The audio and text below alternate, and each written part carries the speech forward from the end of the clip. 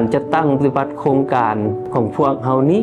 มันสอดคล้องกับยุทธศาสตร์ป่าไม้โดยเฉพาะเป็นการสร้างความเข้มแข็งให้บ้านแน่ใส่มันแก้ไขปัญหาสิ่งท้าทายต่างๆในการคุ้มครองปกปักรักษามักจองบ้านบ่ให้ถูกทำลายส่งเสริมการปลูกและก็ฟื้นฟู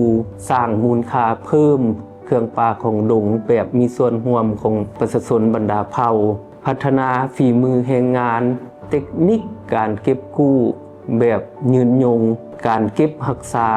การปรุงแต่งการหุ้มห่อ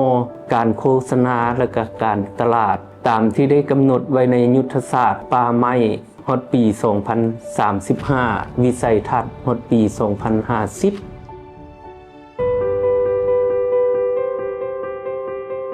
สำหรับจุดประสงค์ของโครงการนี้อันที่หนึ่งก็เพื่อส่งเสริมชีวิตการเป็นอยู่ของประชาชนโดยเฉพาะมันเรื่องการพัฒนารูปแบบวิสาหกิจเครื่องป่าของดงที่ว่าประชาชนมีส่วนร่วมจุดประสงค์ที่2เนาะเพื่อปรับปรุงช่องทางหรือว่าแหล่งรายรับจากผลิตภัณฑ์เครื่องป่าของดงเนาะโดยผ่านการส่งเสริมผลิตภัณฑ์สร้างมูลค่าเพิ่มและการเข้าถึงตลาดของประชาชนของชุมชนเองจุดประสงค์ที่3เพื่อรักษาการสนองทรัพยากรโดยเฉพาะเครื่องป่าของดงนี้ให้มีความยืนยงเพื่อให้มีความดื้อเดี่ยงระหว่างการนำใช้กับการคุ้มครองทรัพยากรจุดประสงค์ที่4เพื่อส่งเสริมเรื่องสภาพแวดล้อมที่เอื้ออำนวยให้แก่การพัฒนารูปแบบวิสาหกิจเครื่องป่าของดงโดยที่ว่าประชาชนเป็นเจ้าการนั้นโดยการสนับสนุนจากภาครัฐโดยเฉพาะแม่นแขนงการเกี่ยวข้องเช่นว่าทางเบื้องทางกรมป่าไม้แผนกกสิกรรมและสิ่งแวดล้อมแข็งและก็ทางแขนงป่าไม้โดยเฉพาะทางองค์การกสิกรรมและสิ่งแวดล้อมเมืองเนาะที่มีส่วนในการสนับสนุน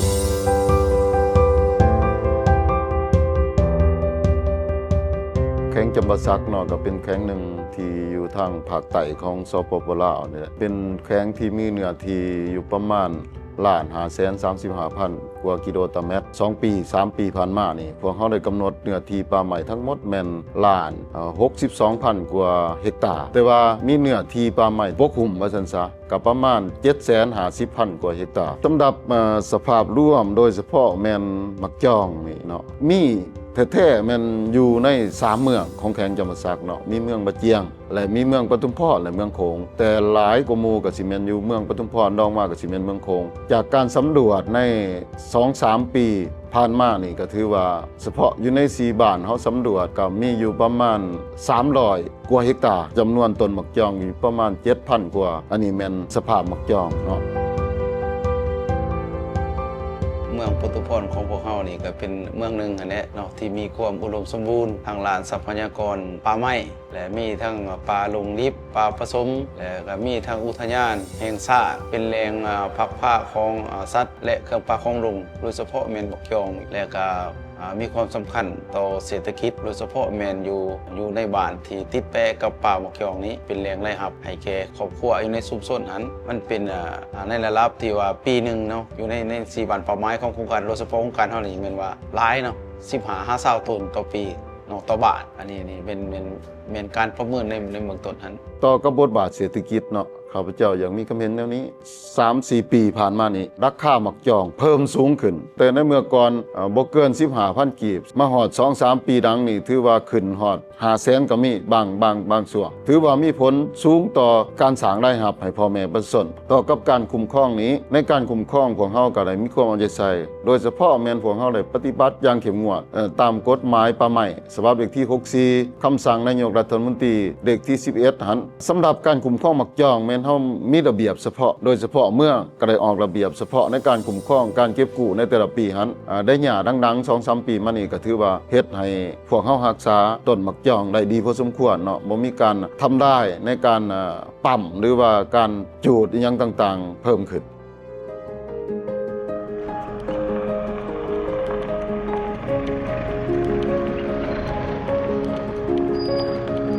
สำหรับระยะที่โครงการเพิ่นเขามาเมืองปทุมพรนี้พวกเฮาเลยกำหนดเอา4 บ้านเป้าหมายของโครงการคือบ้านห้วยโก้บ้านทบศอกบ้านสะโนดและบ้านน้ำอ้อมนี้เป็นบ้านที่เขาร่วมอยู่ในโครงการนี้และเป็นบ้านตัวแบบเพราะว่าบ้านดังกล่าวนี้มีเงื่อนไขหรือมีท่าแห้งมีความอุดมสมบูรณ์โครงการที่เขามานี่เพิ่นก็เลยถ่ายทอดบทเรียนนี่ก็หลายอันนั่นแหละโดยเฉพาะแม่นการพัฒนาลานความรู้ให้แก่ชุมชนของพวกเฮาในการปรุงแต่ง งการสร้างมูลค่าเพิ่มกำลังดีเดิมนี่นะแล้วเพิ่นก็เลยสร้างศูนย์เฮียนฮู้และอยู่ห้วยโกนี่นอกนั้นเพิ่นก็ยังช่วยทั้งหลานเทคนิคการหุ้มห่อว่าการดูดสูญญากาศต่างๆของผลิตภัณฑ์นะข้าพเจ้าคิดว่าในอนาคตข้างหน้านี่แม่นมักยองของเฮานี่เนาะสิมีคุณภาพได้ตามมาตรฐานเงื่อนไขที่ทางการค้าเพิ่นระบุไว้ได้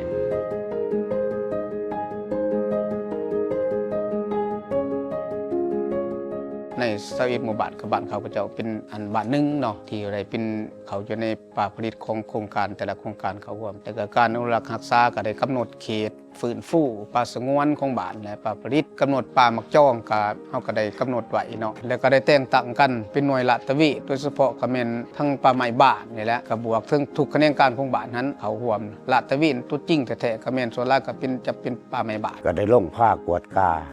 ก็ได้ให้รักษาป่าทั้งประชาชน3-4 บ้านทั้งข้าพเจ้าก็ได้มีส่วนร่วมปกปักรักษาที่โครงการเพิ่นที่มอบหมายให้คือข้าพเจ้าก็เลยร่วมเนาะทั้งโครงการและผู้กู้เนาะคือปีนี้เนาะมีป้ายมาปักเนาะข้าพเจ้าก็เลย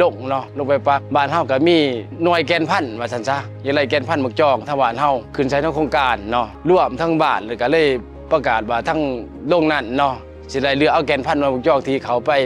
ใช้ทางโครงการเฮาเนาะในโครงการคืออยู่บ้านนี่เพิ่นให้หุ้มห่อเนาะผลิตภัณฑ์หมักจองเนาะเพื่อไปส่งบ่อนชิดขาเนี่ยเฮ็ดตามเพิ่นว่าแนะนำนะก็บ่เคยจักเทื่อบทบาทของโครงการอันหลักๆก็คือกันกับหุ้มห่อเรือว่าเฮ็ดเป็นแบรนด์หมักจองเนาะแทนที่เฮาขายว่าโลนึงมันจะได้300,000สิเฮาจะสามารถขายได้500,000 600,000ถือว่ามีกำไรมีมูลค่าเพิ่มให้พ่อแม่ประชาชนหรือให้ทั้งผู้ที่เฮ็ดเวียกนั่นแหละว่าซะดีแล้วเฮ็ดจากน้อยได้หลายนะทั้งนี้เฮ็ดแล้วก็โฆษณาออกหลายๆแล้วมันใหญ่โตขึ้นกว่านี้แล้วว่าซะอยากให้มันเป็นแบรนด์ที่ว่าโด่งดังแน่แล้วเพราะว่ามันเป็นบ่ทันเป็นแหล่ของเมืองก็แม่นของแขวงจำปาสักที่ต้นกำเนิดของหมกจอกนี่ก็แม่นเด้เพราะว่าโครงการเขามาส่งเสริมทางด้านนี้ก็ดีใจหลายเนาะ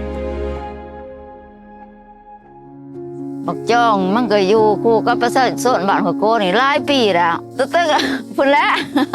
ตั้งแต่เป็นสาวหมดแล้วเกิดขึ้นมาก็มันเห็นแล้วนะต้นบักจ้องค่ะเพราะเจ้าความมาเก็บบักจ้องหลายก็มันเขาเลยตลอดสะฟ้องถาวเดียวนี่แหละในการเพาะปลูกเบี้ยมักจ้องนี้ข้าพเจ้ามีขั้นตอนอยู่ขั้นตอน1หรือ2ขั้นตอนนี้ละขั้นตอนแรกทำอิฐก็คือเฮาจะไปเลือกเอาเบี้ยมักจ้องหรือว่าเพาะพันธุ์มักจ้องหันที่เอาเลือกเอาหมากที่มันหล่นเองสุกเองโดยธรรมชาติจากนั้นแล้วก็เฮาก็มาเลือกเบิ่งหมากที่มันมีคุณภาพดีเฮาเอาไปกะที่บอนมันที่ว่าบอนมันสภาพอากาศปลอดโปร่งหรือว่าถึงแสงสว่างดีจังเฮ็ดให้พ่อพันธุ์ของมันกะเกิดดีแล้วคันเกิดดีแล้วเฮาก็เอาเบี้ยที่มันเกิดดีแล้วหันมาเข้าเบ้ามันได้ระยะนึงหรือว่ามันตกใบ1ใบ2ล่ะเฮาจึงสามารถเอาเบี้ยจำนวนที่เฮาต้องการหันไปปลูกในจุดที่เฮาต้องการ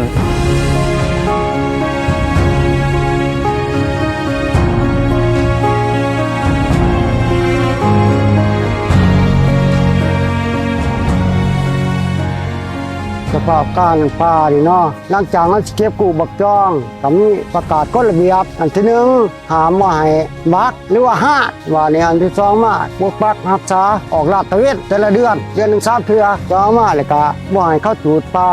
ช่วงเวลาเก็บบักจองนี่ได้ดีที่สุดนี่แม่นเดือน4ต่อเดือน5นี่แหละแต่ว่าไปเก็บบักจองเวลามันสุกเตรียมเครื่องเป็นกระสอบเป็นหนามเป็นหยังแล้วเฮาไปเนาะไปเก็บบักจองคันว่านี่บางทีก็มัดเถาะขึ้นมัดอันขึ้นบางเทื่อก็ตอกเถาะเอาขึ้นแล้วก็สั่นผู้ทาทั้งรุมนี่ก็ทาเก็บเหมือนได้เนาะพอสั่นลงมาเฮาก็เป็นคนเก็บใส่กระสอบอีหยังนี่แหละเก็บบักจ้องเอามาแหละเฮาก็มาคาดเบิ่งโตมันงามเฮาก็แยกต่างตัวมันบ่งามเฮาก็แยกต่างจะเฮาจังเลยมาสร้างน้ำหนักตัวดีหั่นแบบว่ามันบ่มีแมงมันบ่มีหยังแล้วก็มันก็เกี่ยงามธรรมชาติมันนะตัวไรตัวบอดี้มันแต่ว่ามันเป็นแม่งแล้วก็มันเป็นการดำ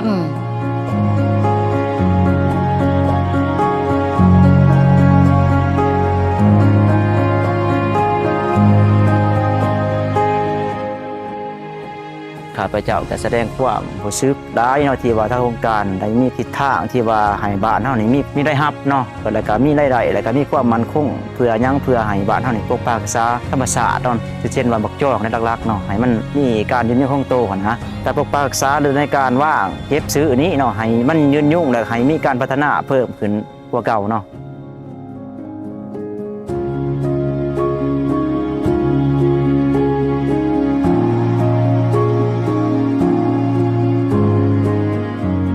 ผลสำเร็จ ร็จของโครงการนี้มันสามารถนำใช้เป็นแนวทางในการปฏิบัติเพื่องป่าของดงชนิดอื่นๆที่สร้างผลประโยชน์ให้แก่ชุมชนเฮ็ดให้ประชาชนดำรงชีวิตในเขตป่าไม้ที่มีรายรับมั่นคงพร้อมกันนั้นก็เป็นลดพรการบุกรุกป่าไม้